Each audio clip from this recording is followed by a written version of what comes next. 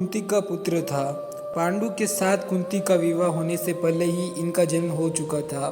लोक लज्जा के कारण उसने यह भेद किसी को नहीं बताया और चुपचाप एक पिटारी में रखकर उस शिशु को अश्व नाम की नदी में फेंक दिया था। इसके जन्म की कथा बड़ी विचित्र है।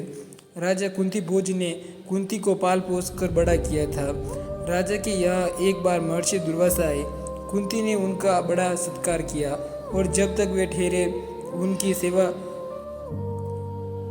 इसकी इस श्रद्धा भक्ति से प्रसन्न होकर महर्षि ने उसे वर दिया कि वह जिस देवता को मंत्र पढ़कर बुलाएगी वही आ जाएगी और उसको संतान भी प्रदान करेंगे। कुंती ने नादानी के कारण महर्षि के वरदान को परीक्षा लेने के लिए सूर्य नारायण का आह्वान किया। उसी क्षण सूर्यदेव वहां आ गए। उनके सहवास के कारण कुंती के गर्भ से कर्ण का जन्म हुआ। जब पिटारी में रखकर इस शिशु को उसने फेंक दिया तो वह पिटारी बहती हुई आगे पहुंची। वह अधिरथ ने कौतूहलवश उसे उठा लिया और खोलकर देखा तो उसमें एक जीवित शिशु देखकर वह आश्चर्य करने लगा। अधिरथ उस शिशु की निरीह अवस्था पर करुणा करके उसे अपने घर ले आया और उसका पालन पोषण करने लगा। उसने उससे अपनी संतान बेटे मुझे इग्नोर मत करना। आज तुम्हारे घर खुशखबरी आने वाली है। बस तू फॉलो करके जय श्री राम लिखना और सिर्फ अपने पक्के 5 दोस्तों को इस वीडियो को शेयर कर देना। जय श्री राम। बालक के शरीर पर कवच कुंडल देखकर उसको और भी अधिक आश्चर्य हुआ और तभी उसे लगा कि वह बालक कोई होनहार राजकुमार है। उसने उसका नाम वसुसेन रखा। वसु का अर्थ है धन। कवच कुंडल रूपी धन उसके शरीर के पास था। विधाता ने ही उसको उसे सौंपा था, इसलिए उसका नाम वसुसेन उचित था। वसुसेन जब कुछ बड़ा हुआ तो उसने शास्त्रों का अध्ययन करना आरंभ किया। वह सूर्य का उपासक था। प्रातःकाल से लेकर संध्या तक वह सूर्य की उपासना ही किया करता था। दानी भी बहुत बड़ा था। उपासना के समय कोई भी आकर उससे जो कुछ भी मांगता वह बिना हिचकिचाए उसको दे देता था। अमूल्य से अमूल्य वस्तु से उसको मोह नहीं था। उसका गौरव तो दानवीर कहलाने में था और अपने कृत्यों से उसने वास्तव में यह सिद्ध भी कर दिया कि वह दानवीर था। उसके समान दानी कौरवों और पांडवों में और कोई नहीं था। उसका परिचय तो हमें उस समय मिलता है जब इंद्र ब्राह्मण का वेश धारण करके उसके पास उसकी अमूल्य निधि कवच कुंडल मांगने गया था। उस समय कर्ण ने देवराज का स्वागत किया था और सहर्ष अपने कवच कुंडल उतार कर दे दिए थे। दान करते समय अपने हित या अहित विचार वह नहीं करता था। यद्यपि सूर्य भगवान पहले उसे मना कर चुके थे कि वह इन कवच कुंडलों को किसी को भी न दे, लेकिन दानवीर कर्ण किसी याचक को निराश करके वापस लौटाना तो जानता ही नहीं था। कर्ण के इस साहस के कारण ही उसका नाम वैतरण पड़ा था। यदि इस कवच कुंडलों को वह नहीं देता तो कोई भी योद्धा उसे युद्ध में परास्त नहीं कर सकता था। इंद्र ने अर्जुन के हित के लिए ही इनको मांगा था, क्योंकि इनके बिना अर्जुन कभी भी उसे नहीं हरा सकता था। फिर भी उसके इस अद्वितीय गुण से प्रभावित होकर इंद्र ने उसको एक पुरुष द्यातिनी अमोघ शक्ति दी।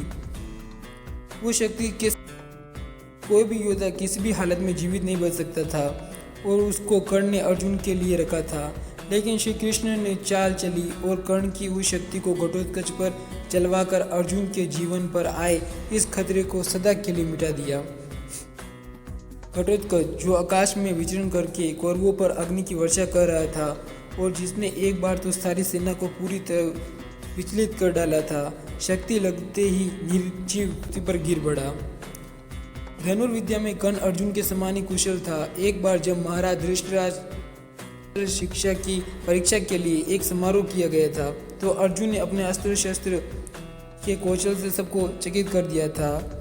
उसने ऐसी क्रियाएं कर दिखाई थी कि किसी भी योद्धा की हिम्मत नहीं होती थी कि उसका जवाब दे सके। एक विजेता की तरह के कोई प्रशंसा लूट रहा था। दुर्योधन उस समय हतप्रक्ष सा होकर चुपचाप होकर था। कौशल दिखाना उसके सामर्थ्य के बाहर था। उसी समय कर्ण वहां आ पहुंचा और उसने मैदान में आकर अर्जुन को ललकारा। अर्जुन, जिस कौशल के बल पर तू यहाँ सबको चकित कर रहा है और सभी से प्रशंसा लूट रहा है, उसे मैं भी कर दिखा सकता हूँ। यह कहकर उसने धनुष पर बाण चढ़ाकर वही सब कुछ कर दिखाया जो अर्जुन ने किया था। चारों ओर से कर्ण की जय जयकार होने लगी। दुर्योधन का चेहरा अर्जुन के प्रतिद्वंदी को देखकर खिल उठा। उसने उसे हृदय से लगा दिया। उसने उसे अर्जुन के साथ द्वंद्व युद्ध करने के लिए प्रेरित किया।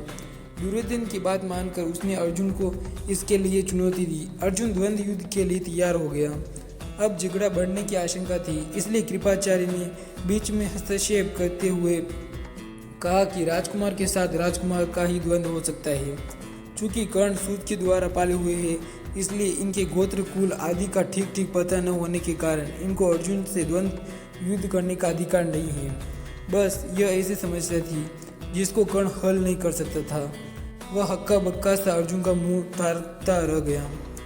दुर्योधन को भी इसका धक्का लगा, क्योंकि कर्ण के द्वारा अर्जुन का मान चूर्ण करने से उसकी तो योजना विफल हो गई थी। जब कर्ण इस दुविधा में पड़ा हुआ आगे अपने पैर नहीं बढ़ा सका, तो दुर्योधन ने उसे राजाओं की श्रेणी में लाने के लिए अंग देश का राज्य दे दिया। राजा होने के नाते अब वह अर्जुन या अन्य किसी राजकुमार के साथ युद्ध कर सकता था। वह इसके लिए उतारू भी था, लेकिन संध्या होने के कारण यह वाद विवाद थम गया और सब अपने अपने घर चले गए। बस फिर जीवन में सदा ही कर्ण अर्जुन से प्रतिद्वंदी के रूप में मिला।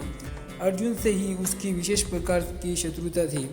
वह उसकी प्रसिद्धि और सह नहीं सकता था।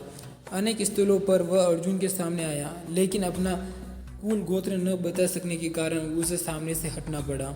वह सूत पुत्र कहलाया था, क्योंकि सूत ने ही उसे पाला था। इसी कारण द्रौपदी के स्वयंवर में भी घूमती मछली की आंख बेचने के सामर्थ्य रखते हुए भी उसको अवसर नहीं दिया गया। स्वयं द्रौपदी ने ही सूत पुत्र कहकर उसका अपमान किया था और उसकी पत्नी बनने से इनकार कर दिया था। सूत पुत्र को क्षत्रिय कन्या का वर्ण करने का अधिकार नहीं था। ये शब्द शूल की तरह उसके हृदय में चुभ गए थे और वह लहू के घूंट पीकर अपने स्थान पर बैठ चुका था। लेकिन द्रौपदी के प्रति उसकी घृणा इतनी बढ़ गई थी कि भरी सभा में दुशासन ने द्रौपदी को नंगा करना चाहा था, तो उसने इसका तनिक भी विरोध नहीं किया था, बल्कि द्रौपदी की हंसी उड़ाई थी। जब दुर्योधन के भाई विकर्ण ने कौरवों के इस घृणित व्यवहार की निंदा की थी, तो कर्ण ने उससे कहा था, विकर्ण, तुम अपने कुल की हानि करने के लिए पैदा हुए हो। अधर्म अधर्म तुम पुकार रहे हो। द्रौपदी के साथ जो भी व्यवहार किया जा रहा है वह ठीक है। वह दासी है और दासियों पर स्वामी का पूरा अधिकार होता है। यह कहकर उसने द्रौपदी के द्वारा किए अपने अपमान का बदला चुकाया था। उस समय उसका हृदय पत्थर की तरह कठोर हो गया था। जैसे भी बन पड़ा, उसने द्रौपदी को अपमान किया। उसे 5 पुरुषों की व्याभिचारिणी स्त्री कहा और हर तरह से उसे धिक्कारा। उस समय प्रतिशोध की आग में जलते हुए उसने उचित अनुचित का बिल्कुल विचार नहीं किया। द्रौपदी को नंगी देखने और दिखाने की उसकी इच्छा थी। इससे स्पष्ट होता है कि कर्ण प्रतिशोध की भावना के आगे सत्य, न्याय और धर्म की भावना को पूरी तरह भूल जाता था। यह उसके चरित्र की दुर्बलता थी। कर्ण स्वभाव से कुटिल भी था। वह दुर्योधन को इसी प्रकार कुचक्र रचने की सलाह दिया करता था, जैसे शकुनी देता था। जिस समय युद्ध में हारकर पांडव वनवास के लिए चले गए थे और द्वैत वन में अपना समय काट रहे थे, उस समय कर्ण और शकुनी की बातों में आकर ही दुर्योधन अपने परिवार के साथ पांडवों को चिढ़ाने के लिए पहुंचा था। लेकिन यह चित्रसेन नामक गंधर्व ने इनका सामना हो गया। भीषण युद्ध हुआ। गंधर्व राजा ने अपने पराक्रम से सबको परास्त कर दिया और परिवार सहित सभी को उसने बंदी बना दिया। कर्ण तो अपने प्राण लेकर युद्ध स्थल से भाग ही गया था। फिर युधिष्ठिर के कहने से और अर्जुन के भी प्रयास करने पर चित्रसेन ने दुर्योधन आदि को मुक्त कर दिया। कर्ण अहंकारी भी बहुत था। उसे अपने पराक्रम पर बहुत घमंड था और बार बार दुर्योधन को प्रसन्न करने के लिए वह कहा करता था कि वह एक क्षण में ही अर्जुन को मार गिराएगा। इसके लिए भगवान परशुराम द्वारा सिखाए हुए अपने अस्त्र कौशल की दुहाई देता था। यह तक कि भीष्म पितामह, गुरु द्रोणाचार्य आदि के सामने भी वह अपनी शेखी बकारने से बाज नहीं आता था। एक दिन पितामह से न रहा गया। उन्होंने इसे फटकारते हुए कहा, दुर्भिमानी कर्ण, व्यर्थ की बात क्यों किया करता है। खांडव दाव के समय श्री कृष्ण और अर्जुन ने जो वीरता प्रकट की थी, उसको याद करके तुझे लज्जित होना चाहिए। क्या तू श्री कृष्ण और साधारण व्यक्ति समझता है? वे अपने चक्र से तेरी उस अमोघ शक्ति को खंड खंड कर देंगे। व्यर्थ दंग करना एक सच्चे वीर का गुण नहीं है। पितामह की यह बात सुनकर कर्ण क्रुद्ध हो उठा और उसने चिल्लाकर अपने शस्त्र फेंक दिए और कहा, पितामह, सभी के सामने मुझे लज्जित किया है। अब तो इनकी मृत्यु हो जाने पर भी मैं अपना पराक्रम दिखाऊंगा। इसी दुराग्रह के कारण जब तक भीष्म पितामह जीवित रहकर युद्ध करते रहे, कर्ण ने युद्ध में हाथ नहीं बटाया। जब उसने सुन लिया कि धराशायी हो चुके हैं पितामह, उस क्षण प्रसन्न होकर वह दुर्योधन के पक्ष में आकर शत्रु से युद्ध करने लगा। गुरु द्रोण के पश्चात कौरव सेना का तीसरा सेनापति वही था। इस वृत्तांत से ये स्पष्ट होता है कि वह अत्यंत क्रोधित स्वभाव का था। सदा अहंकार में उसकी बुद्धि डूबी रहती थी और इस कारण बुद्धिमानों की बातों में भी वह अपना हित नहीं समझता था। इसके विपरीत अर्जुन धीर बुद्धि और विनयशील था। इस सब के होते हुए भी कर्ण अपनी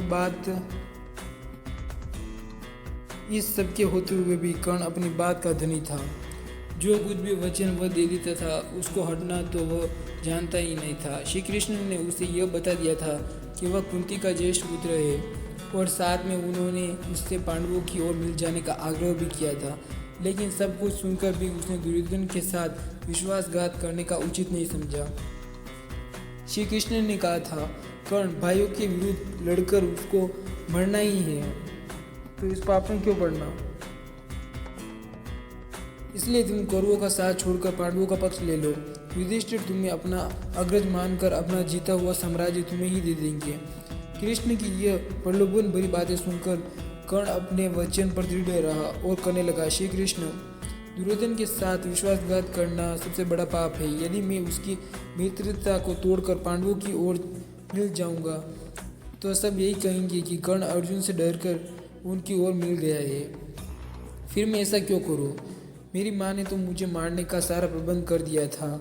सूत ने ही मुझे उठाया और पाला, इसलिए वे ही मेरे पिता तुल्य है। सूती के साथ मैं कई यज्ञ भी कर चुका हूँ और मेरा विवाह संबंध भी सूतों के परिवार में ही हुआ है। फिर मेरा पांडवों से क्या संबंध रहा? धृतराष्ट्र के घराने में ही दुर्योधन के आश्रय में रहा हूँ और 13 वर्ष तक मैंने उनकी दया राज्य किया है। फिर कैसे उनके साथ विश्वासघात कर सकता हूँ? दुर्योधन को मेरे ऊपर पूरा विश्वास है।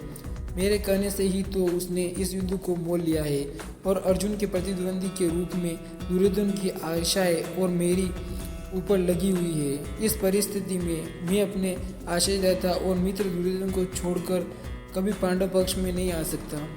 फिर यदि एक बार मैं मिल भी गया तो युधिष्ठिर जो राज्य मुझे देगा उसे अपने वचन के अनुसार मुझे दुर्योधन को देना होगा। इससे तो पांडवों का सारा प्रयत्न ही निष्फल हो जाएगा। यह सभी कुछ सोच विचार कर मैं निश्चय पूर्वक कहता हूँ कि मैं मित्र दुर्योधन का साथ छोड़कर और किसी पक्ष में नहीं मिल सकता। लेकिन हाँ, यह वचन अवश्य दे सकता हूँ कि युद्ध में मेरा प्रतिद्वंदी केवल अर्जुन ही है। उसके सिवा किसी पांडव का वध मैं नहीं करूँगा। कर्ण का यह कथन उसके चरित्र की महानता पर प्रकाश डालता है। बात का कितना पक्का था। वह दानवीर दुर्योधन चाहे अधर्मी था लेकिन उसका तो आश्रयदाता था। फिर वह उसके साथ छल कपट कैसे कर सकता था? अंत तक उसने दुर्योधन का साथ दिया और अपने आप को एक सच्चा मित्र प्रमाणित कर दिया। कर्तव्य के प्रति कर्ण पूरी तरह कठोर था। वह युधिष्ठिर तथा अर्जुन की तरह सहृदय नहीं था कि पांडवों के विषय में यह ज्ञात होते हुए कि ये उसके भाई है युद्ध करना बंद कर दे। एक बार मन में दृढ़ संकल्प करके उसको पूरी तरह निभाना ही उसके जीवन का उद्देश्य था। दुर्योधन की सहायता करना उसका कर्तव्य था। इसे पांडवों के प्रति जागृत हुआ भातृत्व भाव भी उसे विचलित न कर सका और फिर भी अर्जुन के प्रति कठोर और ईर्ष्यापूर्ण दृष्टि उसकी बनी रही। यहाँ तक कि स्वयं माता कुंती ने जाकर कर्ण को अपनी ओर मिलाने की इच्छा प्रकट की थी, लेकिन उस समय भी वह वीर अपने पद से विचलित नहीं हुआ। यह उसके चरित्र की श्रेष्ठता थी। फिर एक बार कृष्ण को वचन देकर अर्जुन के सिवा अन्य किसी पांडव की ओर उसने शस्त्र नहीं उठाया। अर्जुन से ही युद्ध करते हुए वह वीर गति को प्राप्त हुए थे। महाभारत युद्ध में भी उसकी वीरता देखकर स्वयं श्री कृष्ण उसकी प्रशंसा करने लगे थे। कितनी ही बार वह अर्जुन के रथ को पीछे हटा देता था। जब तक वह सेनापति रहा, अर्जुन बार बार उसके प्रहारों से विचलित हो उठता था। उसकी समझ में नहीं आता था कि वह कैसे इस परम योद्धा को परास्त करे। अंत में पूरी तरह निराश होकर उसने कृष्ण की ओर देखा। कर्ण के रथ का पहिया जमीन में धंस गया था। वह उसे निकालने का प्रयत्न कर रहा था। उसी समय कृष्ण के इशारे करने पर अर्जुन ने अन्याय का आश्रय लेकर उसका वध कर दिया। नहीं तो उस वीर को मारना बहुत कठिन था। फिर यदि उसके हाथ में इंद्र की वह अमोघ शक्ति होती तो फिर उसको कोई भी पराजित नहीं कर सकता था। और यह निश्चय था कि वह अर्जुन का वध करके विजय का शंख फूंक देता। लेकिन विधाता की यह नीति नहीं थी। अमोघ शक्ति को वह पहले ही घटोत्कच पर चला चुका था। अब उसके पास विशेष अस्त्र कोई नहीं था। फिर भी बड़ी कठिनाई से अर्जुन उसे मार पाया था। महाभारत में जहाँ भी उसके पराक्रम का वर्णन मिलता है, वह अर्जुन के बराबर ही उसको पराक्रमी बताया दिया है। और था भी वह इतना ही पराक्रमी। कर्ण के पराक्रम में धब्बा लगाने वाली एक बात यह है कि वह कपटी था। वह सदा सत्य और न्याय का ही आश्रय नहीं लेता था। उसने अल्पवयस्क राजकुमार अभिमन्यु का चक्रव्यूह के भीतर औरों के साथ मिलकर वध किया था। उसी ने उसके धनुष को काट गिराया था और फिर उसे नियत बालक पर 6 महारथियों ने मिलकर आक्रमण किया था, जिनमें से वह भी एक था। नियत बालक की हत्या करने का अपराध सदा उसके चरित्र के साथ लगा रहता है। इसलिए इतना पराक्रमी होने पर भी कर्ण अर्जुन की तरह महापुरुष की कोटि में नहीं आ सकता। उसका हृदय कलुपिश था। इस तरह कर्ण के चरित्र पर दृष्टिपात करने से मालूम होता है कि वह किसी दृष्टि से महान था और अपने किन्हीं व्यवहारों से पतित भी था। उसकी महानता उसके दानवीर होने से है, उसके दृढ़ संकल्प होने में है, उसके अपने मित्र और आश्रयदाता के विश्वास पान होने से है। लेकिन छल और कपटतापूर्व व्यवहार, व्यर्थ का दंभ और क्रोध उसके चरित्र की गरिमा को कम कर देते हैं। वह इतना पराक्रमी था कि उसके मरते ही दुर्योधन का सारा धैर्य टूट गया और अब उसे अपनी पराजय की आशंका निश्चित लगने लगी थी। और वही हुआ भी। कर्ण की मृत्यु के पश्चात कौरव का विनाश हो गया। स्वयं दुर्योधन भी भीम के द्वारा मार डाला गया। युद्ध में पांडवों को विजय प्राप्त हुई।